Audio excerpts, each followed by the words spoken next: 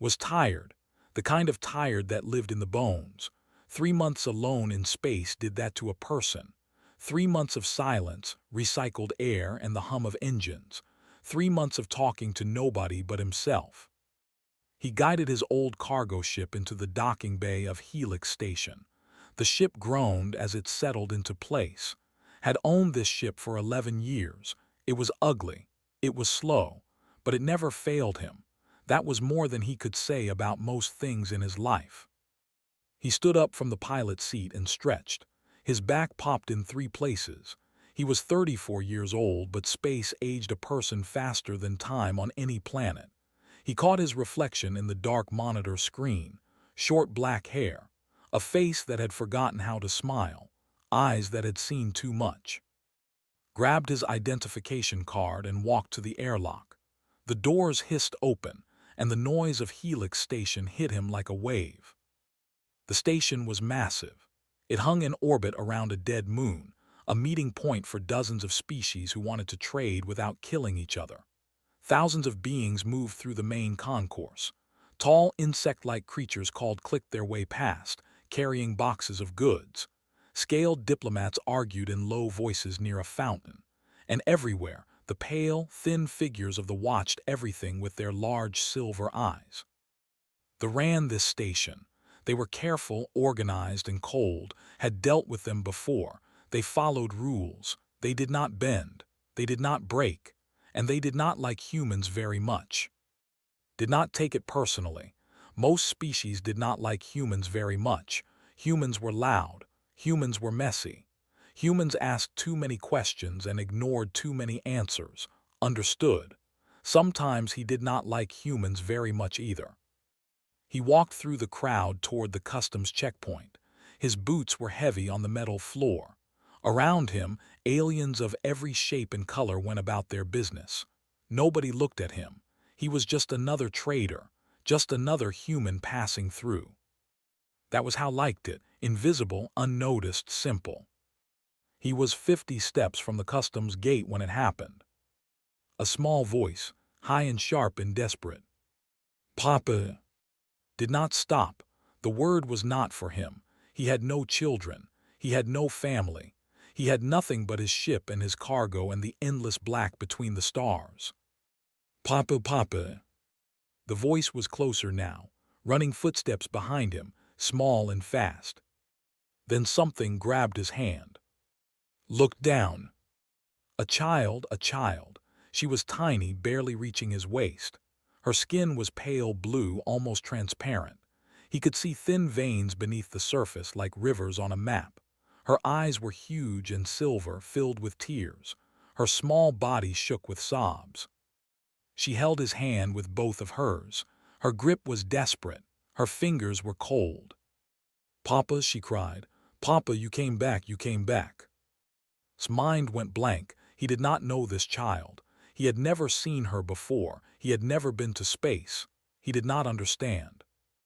"I think you have the wrong person," he said slowly. His voice was rough from months of silence. "I am not your father." The child shook her head hard. Tears flew from her cheeks. "No, no, you are Papa. I know your hand, I know your smell. You are Papa." The crowd had stopped moving. Became aware of the silence. It spread outward from him like ripples in water. Hundreds of beings stood frozen, staring, a human, holding hands with a child calling him father. This was wrong. This was very wrong. They valued their children above all things. Their population was small and shrinking. Every child was precious. Every child was protected. For a human to claim a child, to take a child, was one of the worst crimes imaginable. Saw the expressions on the faces around him: shock, disgust, anger. "I do not know this child," he said loudly. "I have never seen her before." Nobody moved. Nobody believed him. The child pressed her face against his leg. "Do not leave again, Papa. Please, please do not leave." Felt his heart crack a little. He did not understand what was happening, but this child was afraid. This child was desperate, and she was holding onto him like he was the last solid thing in the universe. Heavy footsteps approached. Station security. 4 guards in silver armor carrying weapons that hummed with energy. Behind them walked a female in a black uniform. Her face was like carved ice. Her silver eyes held no warmth. "Human," she said. Her voice was flat. "Step away from the child." Tried, he gently pulled his hand. The child screamed. It was not a scream of pain. It was a scream of pure terror. The sound cut through the station like a knife. The child wrapped herself around S's leg, sobbing so hard she could barely breathe. "No, no, do not take Papa. Do not take Papa away." The security commander's eyes narrowed. "Restrain him." The guards moved forward, raised his free hand. "Wait, wait. Something is wrong here. I do not know this child. I have never met her. Check my ship's records. Check my travel history. I have never been to space." The commander did not stop. "You will have time to explain, in detention." The guards grabbed S's arms. He did not resist. Fighting would only make things worse. But when they tried to pull him away from the child, she screamed again. She scratched. She bit. She fought with every tiny piece of strength in her small body. "Papa, Papa, Papa." The word echoed through the silent station. Hundreds of beings watched. Humans. All of them staring at this impossible scene. A human cargo hauler. A child. And a word that made no sense. "Papa." The guards managed to separate them. Two held the child. She reached for him, her small arms stretching across the space between them. Her silver eyes were wild with fear. "I will come back," said. He did not know why he said it. He did not know if it was true. But the child needed to hear something, anything. "You will come to detention," the commander said coldly. "The child will be examined. We will discover what you have done to her." "I have done nothing." "Then you have nothing to fear." They led him away. The crowd parted to let them pass, walked between the guards, his hands bound by glowing restraints. Behind him, he could hear the child crying. The sound grew fainter as they moved deeper into the station. But it did not disappear. It stayed in his head, in his chest, in some deep place he had forgotten existed. "Papa, Papa, Papa" had been called many things in his life: soldier, medic, trader, loner, fool. But never Papa, never father. And yet that child knew him. He could see it in her eyes. She knew him, not his face maybe, not his name, but something deeper, something that went beyond memory. She knew him. And walking into detention on an alien station, surrounded by beings who hated him, accused of a crime he did not commit, felt something strange rise in his chest. Not fear, not anger. Curiosity. Who was this child? How did she know him? What had happened to bring her to him, crying a word that should have meant nothing? He did not have answers, not yet, but he knew one thing. He was going to find out. The detention doors closed behind him. The station's lights hummed overhead. And somewhere, in a holding room for children, a small girl pressed her hands against the wall and whispered a single word into the silence. "Papa." She closed her eyes. She remembered warmth, a heartbeat, a voice singing strange songs in a language she did not understand. She remembered being safe. And she waited. The detention room was cold. Sat on a metal chair bolted to the floor. His hands rested on a metal table. A single light hung above him, too bright, designed to make prisoners uncomfortable. Had been in worse places. The door opened. The security commander entered. Her name was, according to the badge on her chest. She sat across from him and placed a data screen on the table. Her silver eyes studied him like he was a bug under glass. She said, "Human, age 34 Earth years, occupation listed as independent cargo transport, no criminal record in Galactic Commerce Authority databases." Said nothing. "Your ship records show you departed from outer colony 7 approximately 93 standard days ago. You have been in transit since then. Your cargo is listed as machine parts and medical supplies. Correct, Sid. Your travel history shows no visits to space, no registered contact with citizens, no employment history involving organizations. Also correct. Leaned forward, then explained the child. I cannot. You cannot or you will not. I cannot, I do not know her. I have never seen her before today. His eyes did not blink. The child disagrees. She is currently in medical observation. She has been screaming your designation for 2 hours. She refuses food. She refuses water. She becomes violent when anyone touches her. She says only one thing, Papa, over and over. Something twisted in his chest. How old is she? That is not your concern. She is afraid. She is alone. You are treating her like evidence instead of a child. His expression did not change, but something flickered in her eyes. The child is receiving appropriate care. She needs someone she trusts. She trusts you, a human stranger, that is the problem. Understood the situation, saw this as a violation. Their children were sacred, untouchable. The idea that a child had bonded with a human had imprinted on an outsider was shameful to them. They did not see a scared little girl. They saw a scandal. I want to help, Sid. I want to understand what happened, but I cannot help from a detention cell. You are accused of illegal guardianship, potential trafficking, violation of reproductive sovereignty laws. I am innocent of all charges. The child says otherwise.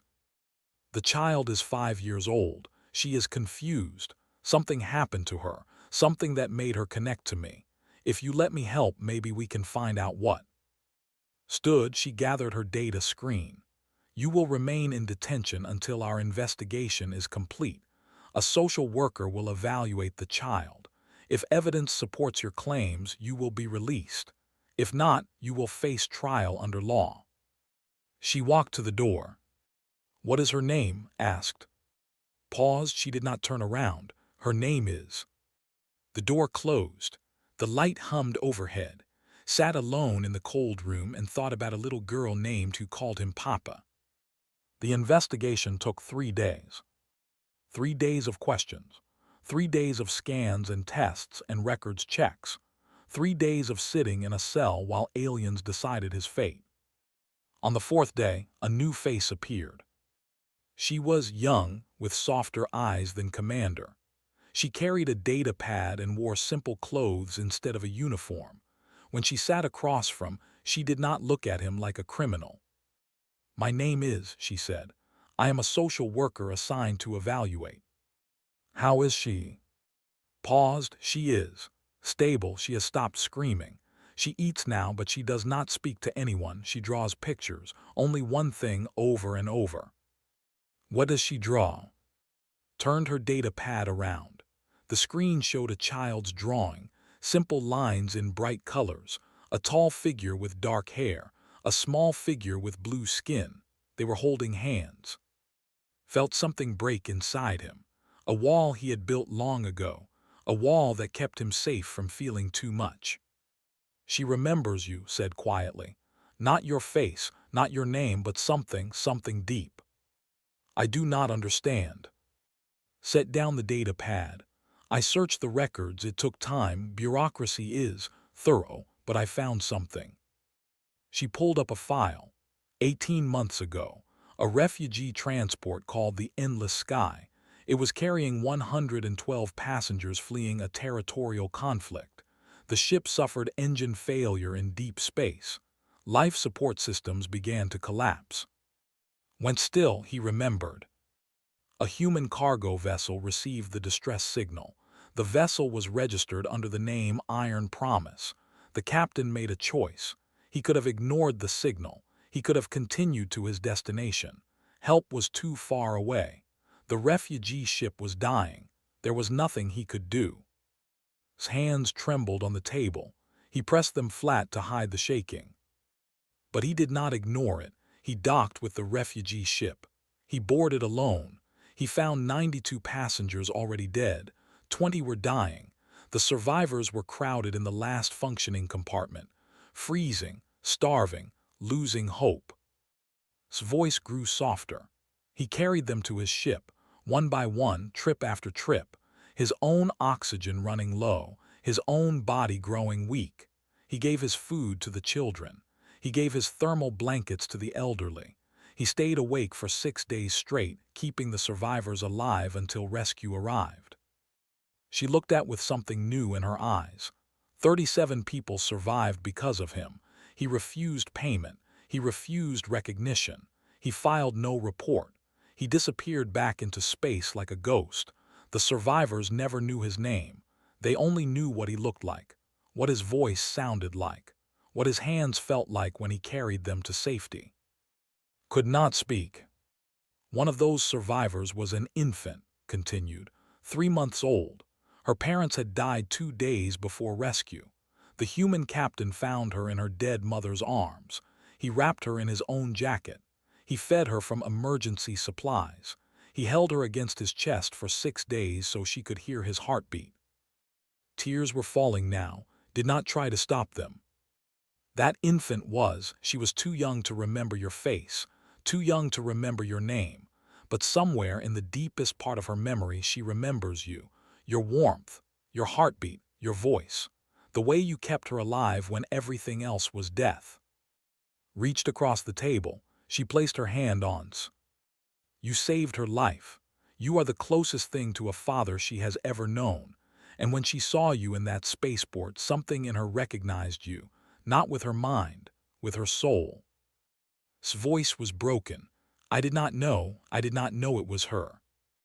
How could you? You saved dozens of children that day. You could not track them all. I should have checked. You saved them. That was enough. That is more than most people would do. Thought about that dying ship. The cold, the dark, the faces of the survivors pale and terrified. He thought about the infant in his arms, so small, so fragile. He had sung to her, old songs from Earth, songs his mother had sung to him when he was young. He thought he would never see any of them again. Now one of them had found him, had grabbed his hand in a crowded spaceport, had called him the name he never thought he would hear. Papa squeezed his hand. The charges against you will be dropped. You are not a criminal, you are a hero. I am not a hero. 37 people would disagree. Wiped his eyes. What happens to now? His expression grew complicated. That is, not simple. She has no family. Her parents died on the ship. Her extended clan was destroyed in the conflict. She is legally alone. She cannot be alone. She is a child. Law requires that orphans be placed in state institutions. She will be cared for, educated, given opportunities. But not loved. Did not answer. She did not need to. Understood would be processed, managed, filed away like cargo in a warehouse. Safe maybe, but never truly home. The wall inside him crumbled a little more. I want to see her, he said. I want to see. Nodded slowly. I thought you might. I can arrange it. She stood up. But I should warn you, what comes next will not be simple. The charges may be dropped, but there are people who will not accept this. People who see your connection to as wrong, dangerous. They will fight to keep you apart. Let them fight. Looked at him for a long moment. Then she smiled. It was small, but it was real. I was right about you, she said. You are exactly who she thinks you are. She left to make arrangements, sat alone in the cell, but it did not feel like a prison anymore. It felt like a waiting room, the place before the next chapter begins. Was waiting for him, a little girl who remembered his heartbeat. He did not know what came next. He did not know what he would do. But for the first time in years, wanted to find out. Followed through the winding corridors of Helix Station. The walls were smooth and white. The floors made no sound beneath their feet. Everything was clean and organized. Everything was. They stopped at a door marked with symbols could not read, touched a panel and the door slid open. The room beyond was simple. A bed, A table, a window that showed only the black of space, and sitting on the bed, clutching a small blanket was. She looked up when the door opened. Her silver eyes went wide. For a moment she did not move. She stared at like she was afraid he was a dream. Then she ran. She crossed the room in 3 steps and threw herself at him, her small arms wrapped around his legs, her face pressed against his stomach. Her whole body shook with silent sobs. Knelt down. He wrapped his arms around her. She was so small, so fragile. He could feel her bones through her thin clothing. She felt like something that could break if he held too tight. "Papa," she whispered. "Papa, Papa, Papa." "I am here," he said. "I am here now." She pulled back just enough to look at his face. Her silver eyes searched his. She reached up and touched his cheek with one small hand. Her fingers traced the lines around his eyes, the roughness of his unshaved jaw. "You are real," she said. "You are real." "I am real. You will not leave." Looked at, she stood in the doorway, watching with soft eyes. She gave him the smallest nod. "I will try," he said too. "I will try very hard to stay." It was the most honest answer he could give. He did not make promises he could not keep. Life had taught him that much. Seemed to understand. She nodded and pressed her face against his chest again. She stayed there for a long time. The hearing was 3 days later. The council chamber was large and cold and full of informal robes. They sat in a half circle, looking down at from elevated seats. Their faces showed nothing. Their silver eyes missed nothing. In the center of the room stood. Beside him was a human woman in diplomatic clothes. Her name was Ambassador from the Human Coalition. She had arrived that morning, summoned by the news of what happened. On the other side of the chamber stood an older male. His robes were dark red, the color of authority. His face was lined with age, but his eyes were sharp as knives. His name was Elder, and he looked at like he was something unpleasant stuck to the bottom of his shoe. "This hearing will determine the fate of the child known as," the lead announced. "All parties may speak." Elder spoke first. He stood straight and tall, his voice filling the chamber like thunder. "The facts of this case are simple. A child, sacred in the eyes of our people, has been contaminated by human influence. She has developed an unnatural attachment to this cargo hauler. She calls him father. She clings to him like a drowning creature. This is not natural. This is not healthy. This is the result of trauma and confusion." He pointed at, "This human may have performed a service 18 months ago. That is not in dispute. But a single act of rescue does not give him rights to our children. It does not make him family. It does not make him." Elder's voice grew colder. "The child must be removed from human influence. She must be placed in a proper institution where she can receive cultural rehabilitation, where she can learn what it means to be, where she can forget this aberration." The nodded, felt his stomach turn. Ambassador stepped forward. She was smooth and polished, every word calculated for effect. "Esteemed, I represent the human coalition in this matter. We recognize the people's deep connection to their children. We respect your traditions and your laws. However, we must also recognize the extraordinary circumstances of this case." She gestured to. "This man risked his life to save 37 citizens. He asked for no reward. He sought no recognition. He simply did what was right. Is this not the highest form of character? Is this not exactly the kind of influence we would want for any child?" Elder interrupted. "Human influence is still human influence. Our children are not meant for human hands." "With respect, Elder, this child has already chosen. She has already bonded. Breaking that bond now would cause more damage than any human influence ever could." They whispered among themselves, stood silent, watching, waiting. A door opened at the side of the chamber. Entered, leading by the hand. The little girl looked around the vast room with wide eyes. She spotted immediately and tried to run to him, but held her gently in place. "The child will speak," the lead said. "Bring her forward." Led to the center of the room. The little girl stood there, surrounded by towering adults in cold architecture, looking impossibly small. "Child," the lead said, not unkindly, "do you understand why you are here?" Nodded. "We need to understand your feelings, about the human, about the one you call Papa." His hands twisted together. She looked at. He tried to smile, tried to give her strength.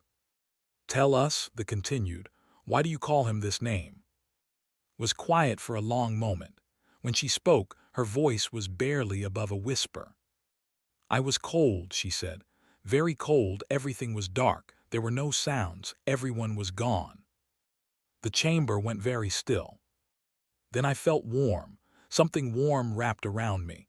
A voice, singing. I did not understand the words, but the voice was kind, the voice was safe. She looked at her small hands. I felt a heartbeat, not my heartbeat, bigger, stronger. It went boom, boom, boom, slow and steady. The heartbeat said, "Do not be afraid." The heartbeat said, "I am here." The heartbeat said, "You are not alone." Tears ran down translucent cheeks. That was Papa. I do not remember his face from then. I do not remember his name, but I remember his heart. I remember feeling safe. And when I saw him in the big room with all the people, I knew it was him. My heart knew his heart. She looked up at the other people are cold, Papa is warm, Papa is home. The chamber was silent. Even Elder seemed unable to speak. Ambassador wiped her eyes quickly, trying to maintain composure, smiled through her tears, and felt something bloom in his chest, something warm and terrifying and wonderful. Elder recovered first. The child is traumatized. She does not know what she is saying. Her attachment is a symptom of her damage, not a reason to indulge it.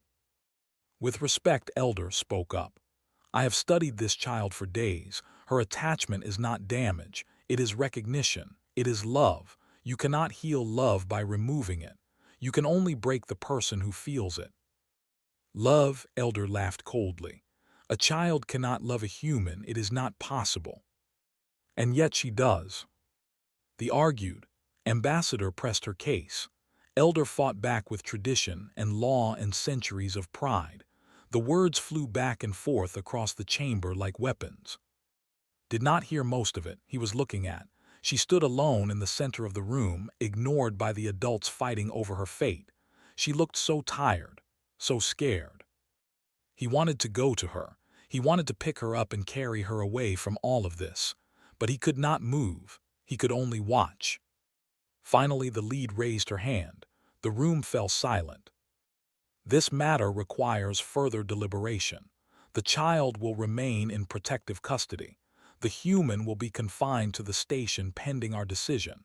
This hearing is adjourned." Guards moved forward to escort out, saw this and cried out.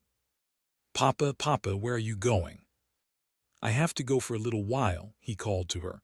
"But I will come back, I promise." "You promise?" He had never broken a promise in his life. He intended to keep this one. "I promise." The doors closed between them, was led back to his quarters. Comfortable rooms this time, not a cell but still a prison. He sat by the window and looked out at the stars. Somewhere on the station, a little girl was looking at the same stars, waiting for him. The universe was vast and cold and empty, but tonight it felt smaller. Tonight it felt like two hearts beating in the dark, waiting to find each other again. 7 days passed, 7 days of waiting, 7 days of silence. Paced his quarters like an animal in a cage. He ate when food was delivered. He slept when exhaustion claimed him. But mostly he watched the door and waited for news that never came. On the 8th day, finally appeared. Her face was tired. Dark circles had formed under her silver eyes. She sat across from and placed her hands flat on the table between them. "The council has reached a decision," she said. His heart stopped. "Tell me." Galactic law is clear on cross-species adoption. It requires consent from both species governing bodies. It requires a 5-year evaluation period. It requires proof that no suitable same-species guardian exists. Has no family, you told me that. No blood family, but law considers the state a suitable guardian.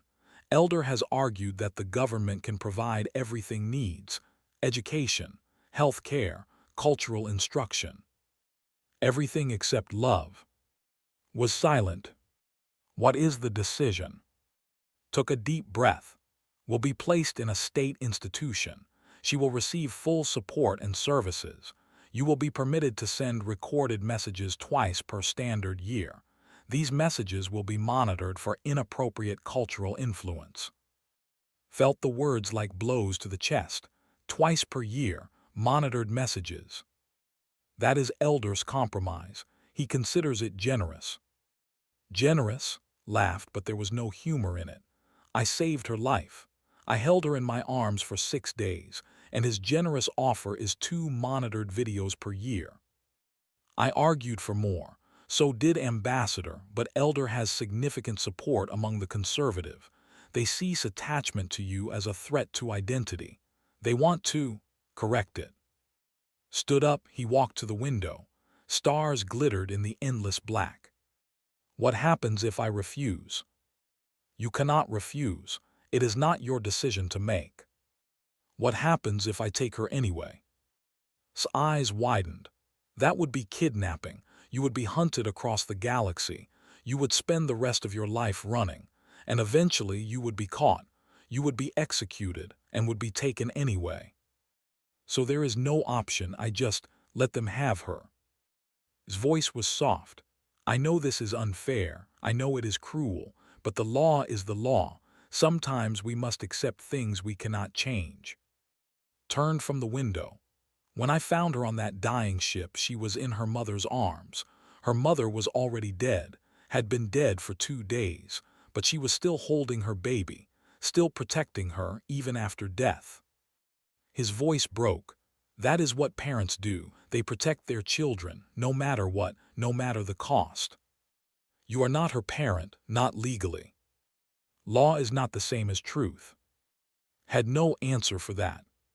Sat back down. He stared at his hands, working hands, strong hands, hands that had carried survivors through the cold dark, hands that had held a tiny infant against his chest. I want to see her, he said. Before they take her, I want to say goodbye. Nodded slowly. I can arrange that. The meeting room was small and plain. A table, 2 chairs, a window that showed nothing but metal walls. Sat in one chair, her feet not reaching the floor. She wore a simple white dress. Her blue skin looked pale. Her silver eyes looked tired. When entered, she did not run to him. She just looked at him, like she already knew what was coming. He sat in the chair across from her. For a long moment, neither of them spoke. They told me, said finally, her voice was flat, hollow. They said I am going to a new place, a place for children without families. Yes. They said you cannot come. Yes. They said I have to forget about you. His heart cracked. What do you think about that? Looked at her hands, small hands, fragile hands. I think they are wrong. I think I cannot forget you. I think my heart will always remember, even if they want me to stop. Papa, she looked up at him. Why do the adults make everything so hard? I do not understand. You saved me. You love me. I love you. Why is that not enough? Did not have an answer. He had been asking himself the same question for 8 days. Sometimes, he said slowly, people are afraid of things they do not understand. They do not understand why you feel connected to me. They think it is wrong because it is different, because it is not how things usually work. But it is not wrong, it is just us. I know. Slid off her chair. She walked around the table and climbed onto his lap. She pressed her face against his chest. She listened to his heartbeat. Boom, boom, boom. The same heartbeat, the same rhythm, the same safety. I do not want to go to that place, she whispered. I want to stay with you." Wrapped his arms around her. He closed his eyes. He felt her small body against his, her warmth, her trust. And something shifted inside him. Something that had been asleep for years. Something he had buried under loneliness and work and the empty vastness of space. It woke up. He said, "Do you trust me?" "Yes." "Do you believe I will always try to protect you?" "Yes." "Then listen to me carefully." He pulled back so he could look at her face. Her silver eyes were wide and focused. "I am going to fight for you," he said.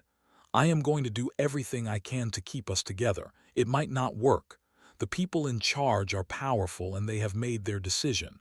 But I will not give up without trying. Do you understand?" She nodded. "It might take time. It might be hard. There might be days when you feel alone and scared. But I want you to remember something. No matter where you are, no matter how far away, my heart is still connected to yours. Distance cannot break that. Nothing can break that." His eyes filled with tears, but she did not cry. She was stronger than she looked. "I will remember," she said. "I will wait for you." Hugged her tight. He breathed in the strange scent of her hair. He felt her tiny heart beating against his chest. Then he stood up. He set her gently in her chair. He walked to the door. He turned back one last time. "I promise," he said. "I promise I will come back for you." Then he opened the door and walked out. Was waiting in the corridor. She saw his face and something in her expression changed. "What are you going to do?" she asked. Walked past her toward the council chamber. His steps were firm, his back was straight. "I am going to make them listen," he said, "one more time.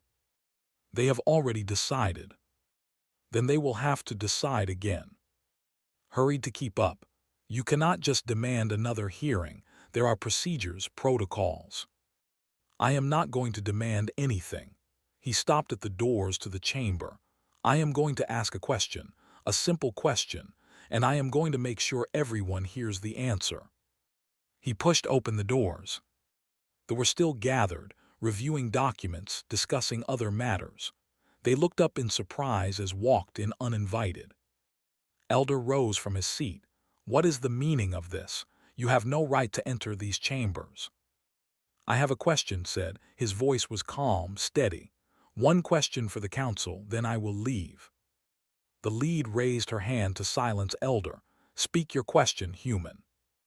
Looked at the assembled, beings of power and tradition, beings who held fate in their hands. "When I found your people on that dying ship," he said, "I had a choice. I could have passed by, I could have continued on my route. Nobody would have blamed me, nobody would have known." He paused, "But I did not pass by. I boarded a ship full of dead and dying strangers. I risked my own life. I gave everything I had, and I saved 37 lives." His voice grew stronger. "Now I am asking you to make a similar choice. You can follow your rules. You can take that little girl and put her in an institution. You can raise her in the way, and nobody will blame you. You are following the law." He looked directly at the lead. "But is that who you want to be? Is that the story you want to tell? That when a child found her family, you tore them apart because of rules?" Silence, complete silence. "One question," said. "Is following the law more important than doing what is right?" He waited, they looked at each other. Elder's face was red with anger, but the others were thinking. Turned and walked out of the chamber. Behind him, the arguments began. The council chamber erupted into chaos after left, shouted at each other. Elder demanded immediate action against the insolent human. Others called for calm, for reason, for time to think. But before any decision could be made, the doors opened again. A group of entered, 20 of them, maybe more. They walked in slowly with purpose, their silver eyes fixed on the council. The lead rose from her seat. "What is the meaning of this intrusion?" A tall male stepped forward. His name was. He had been an instructor at a trade school for the past year. Before that, he had been a refugee on a dying ship in deep space. 18 months ago, said, I was on the endless sky, I was going to die, we all were. The cold was coming for us. The dark was closing in. I held my mother's hand and waited for the end. His voice echoed through the chamber. Then a human came, a stranger, an alien. He had no reason to help us. He had no obligation. He could have passed us by and nobody would have blamed him. But he did not pass by. His voice grew stronger. He carried us to his ship, one by one. He gave his food to our children. He gave his warmth to our elders. He stayed awake for 6 days, keeping us alive, singing songs we did not understand, never asking for anything in return. He pointed to that human is here now, and you want to punish him for what he did. You want to take a child who loves him and lock her away because her love makes you uncomfortable. Murmurs spread through the refugees, agreement, anger, solidarity. Elder stepped forward.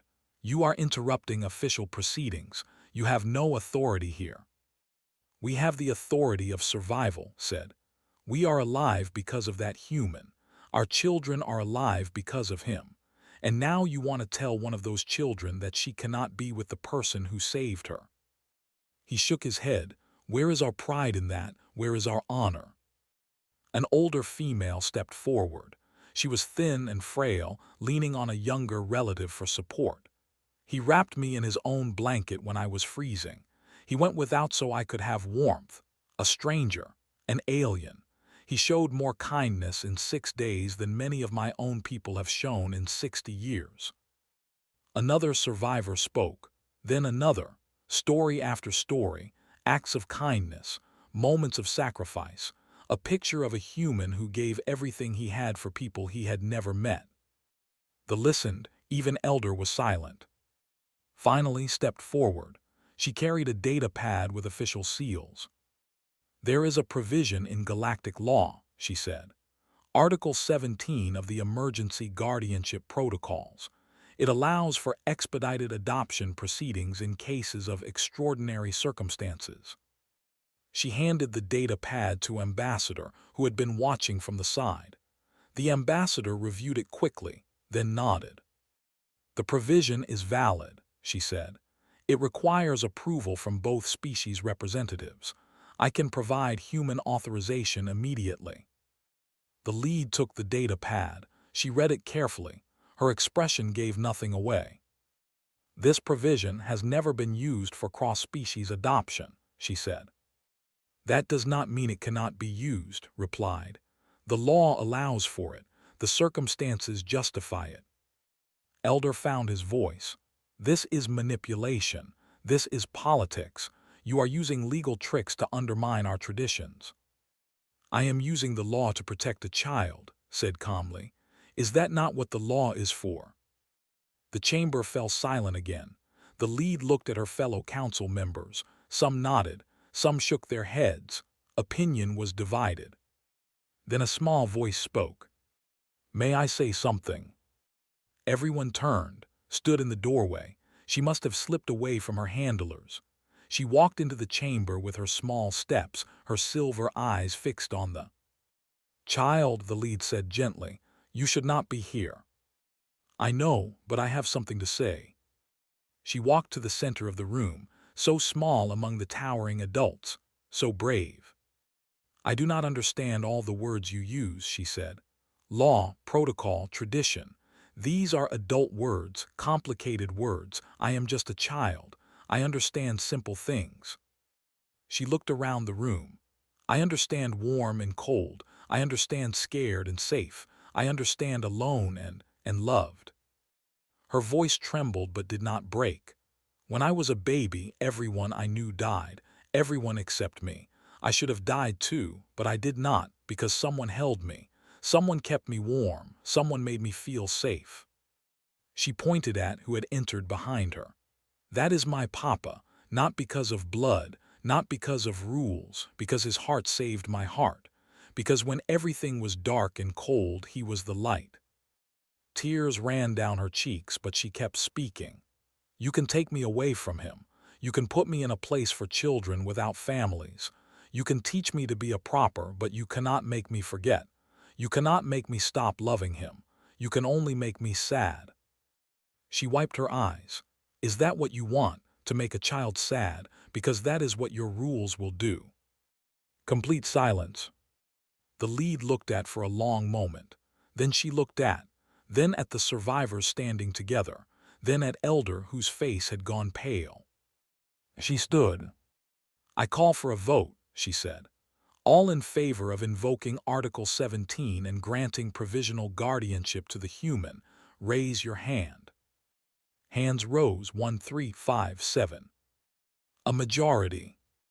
Elder looked like he had swallowed something bitter, but even he did not raise an objection. "The motion passes," the lead announced. "Provisional guardianship is granted. A 5-year evaluation period will begin immediately. During this time, regular reviews will ensure the child's—" She looked "You understand the weight of this responsibility." Stepped forward, he took his hand. "I do." "You understand that you will be watched, that any failure will result in immediate revocation." "I understand." The nodded slowly. "Then go take care of your daughter." His face lit up. She threw her arms around his legs. "Papa, Papa, we can stay together." Lifted her up. She wrapped her arms around his neck, her face pressed against his shoulder.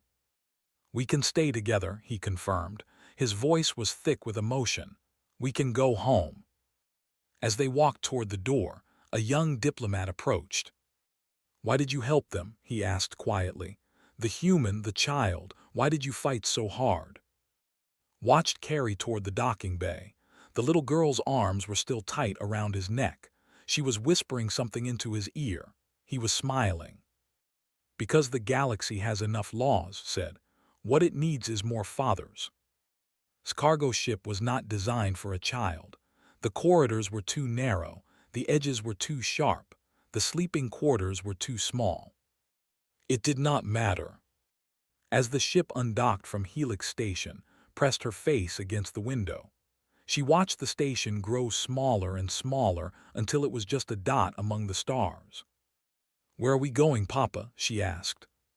Looked at the navigation display. 100 routes, 1,000 destinations, a universe of possibilities. "Home," he said. "Where is home?" He thought about it. He had not had a home in a long time. His ship was just a vehicle. The colonies he visited were just stops. He had been running from something for years, though he could not have said what. Now he was running toward something instead. "I am not sure yet," he admitted, "but we will find it together." Nodded. She seemed satisfied with that answer. She climbed into his lap as he sat in the pilot's seat. She pressed her ear against his chest. She listened to his heartbeat. Boom, boom, boom. Safe, warm home. The ship jumped to hyperspace. The stars stretched into lines of light, and two hearts beat together in the darkness between worlds. 5 years later, there was a small repair shop on a frontier planet. Not much to look at. Just a building with tools and machines, and a steady stream of customers who needed things fixed. Behind the shop was a small house with a window that faced the sunrise. Was 10 years old now, tall for her age, fluent in 3 languages. She had friends at school and books on her shelves and drawings on her walls. She still drew the same picture sometimes. A tall figure with dark hair, a small figure with blue skin, holding hands. One day a delegation arrived at the shop. Official business, they said, cultural exchange. But really they had come to confirm that she was healthy, happy, still. Greeted them politely. She answered their questions. She showed them her room, her school projects, her collection of interesting rocks from different planets. As they prepared to leave, one of the delegates lingered. "May I ask you something?" she said. "Yes." "Do you ever wish you had been raised among your own kind?" Thought about it. She thought about the institution she almost went to. The cold rooms, the formal education, the proper upbringing. Then she thought about Papa.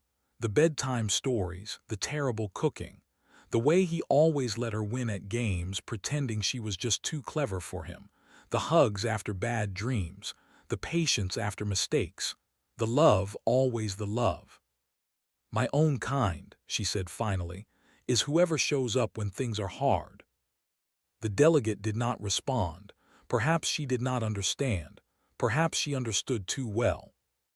Waved goodbye and ran back inside, where was making dinner, where the kitchen smelled like home, where two hearts beat together as they always had and always would.